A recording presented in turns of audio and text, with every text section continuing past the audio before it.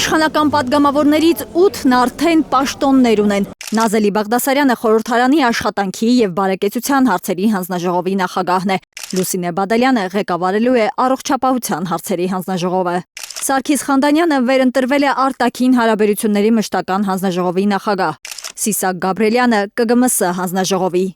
Վիլեն Գաբրելյանը ղեկավարելու է պաշտպանության եւ անվտանգության հարցերի հանձնաժողովը։ Արուսյակ Ջուլհակյանը պետաիրավականը։ Տրդատ Սարգսյանը կղեկավարի տարածաշրջանային եւ եվրասիական ինտեգրման հարցերի մշտական հանձնաժողովը։ Տնտեսական հարցերի մշտական հանձնաժողովի նախագահի պաշտոնը նորից Բաբկեն Թունյանինն է։ Ընդդիմադիր պատգամավորներից միայն Լիլիթ Գալստյանն է ընտրվել հանձնաժողովի նախագահ։ Ղեկավարելու է ԱԺ-ՄԻՊ հանձնաժողովը։ Լիլիթ Գալստյան կողմ 54, դեմ 47։ Ըստ այդմ որոշումն ընդունվել է։ Իշխանականները մերժել են Ուժեղ Հայաստան խմբակցության բոլոր թեկնածուներին, Հայկ Ֆարմանյանին որպես ֆինանսավարկային եւ բյուջետային հարցերի հանձնաժողովի նախագահ, Դավիթ Ղազնյանին տարածքային կառավարման եւ շրջակա միջավայրի պահպանության հարցերի հանձնաժողովի նախագահի պաշտոնում եւ Արեգա Հովսեփյանին որպես եվրոպական ինտեգրման հարցերի հանձնաժողովի նախագահ։ Կողմ 40, դեմ 62։ Մի հետաքրքիր զուգադիպությամբ բոլոր մերժված թեկնածուները կողմ 40, դեմ 62 ձայն են ստացել։ Մեր իշխանական պատգամավորները թե ինչու 3 հանձնաժողովի նախագահին էլ չեն ընտրել, ասած մեր պարոն Ղազնյանի չիլնի հումորով ասեմ, մենք դրանից չենք սրտնեղում, որտեղ մեծ հաշվով մեր համար բան չի փոխվում, բայց հանձնաժողովի նախագահը ունի ընդհանրապես կազմակերպչական խնդիրներ, այսինքն պետք է լուծի զուտ կազմակերպչական խնդիրներ։ Իհարկե ոլորտին տեղյակ լինելով, չեմ ասում ոլորտին անտեղյակ լինի, բայց Երևի մեր թեկնածուներին լավ չենք ներկայացրել, ասելիքի ենթատեքստում սարկազմ դնելով, ասում է Ուժեղ Հայաստան խմբակցության ղեկավարը, հայտարարում նոր մարտավարության մասին։ Տեղեկացնում եմ ընդդիմադիր մեր գործընկերներին, տեղեկացնում եմ իշխանական պատգամավորներին, որ մենք ամբողջությամբ օգտագործելու ենք ելույթների հնարավորությունը, որպեսզի հանդես գանք հայտարարություններով եւ հարցերով։ Շատ հարցերով ու ելույթներով վրեժ խնդիր եք լինում ձեր թեկնածուներին չընտրելու համար։ Ուժեղ Հայաստանի ներկայացուցիչներին հարցնում է իշխանական պատգամավոր Բաբկեն Թունյանը։ որովհետեւ մենք մինչեւ հոկտեմբեր մնանք նիստերի դալիճում։ Շնորհակալություն։ Պարոն Թունյան, նույն հաջողությամբ ես կարող եմ ձեր խմբակցությանը հարց ուղղել։ Հայաստանի Հանրապետության օրենսդրությամբ համապատասխան հանձնաժողովների նախագահների պաշտոնները առաջադրում են ընդդիմությունը։ Նույն հարցը կարող եմ ձեզ տալ, արդյոք վրեժխնդրություն չէ ընդդիմությունից, որ 3 հանձնաժողովի նախագահի չեք ընտրել, հետևաբար ձեր հարցին չեմ կարող պատասխանել, կրկնում եմ, ընթացքը ցույց կտա։ Կարծում եմ բոլոր պատգամավորները հաճույքով են ազգային ժողովում, ժպիտը մեկ թաքցնելով, մեկ ի ցույց դնելով ավելացնում է Ուժեղ Հայաստան խմբակցության ղեկավարը։ Ես տեսնում եմ այդ խանդավառությունը նաև պարոն Թունյանի մոտ։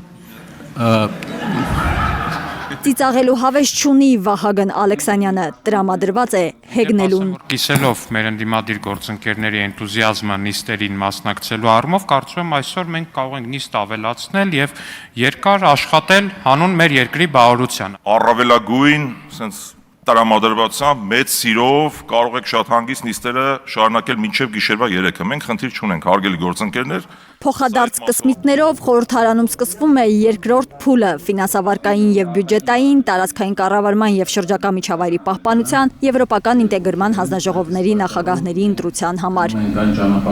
Ֆինանսավարկային եւ բյուջետային հարցերի մշտական հանձնաժողովի նախագահի պաշտոնում Ուժեղ Հայաստանը այս անգամ առաջադրում է Լիաննա Մանուկյանի թեկնածությունը։ Նոր թեկնածուին խորհրդարանի ամբիոնից ներկայացնում է արդեն նախկին թեկնածու Հայկ Ֆարմանյանը։ 3 հիմնական հարցերի պետք է կարծում եմ Տիկին Մանուկյանը ձեռնամուխ լինի, որ մենք 24/7 ռեժիմով ունենանք։